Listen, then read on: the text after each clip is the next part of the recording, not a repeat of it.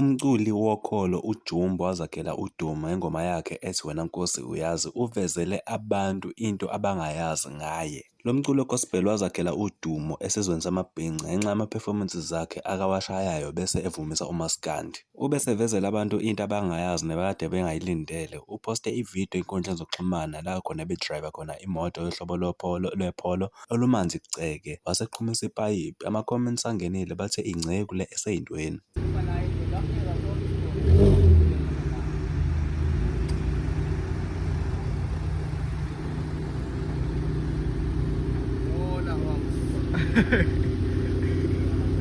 Hayi angise ubavise yona nje bayi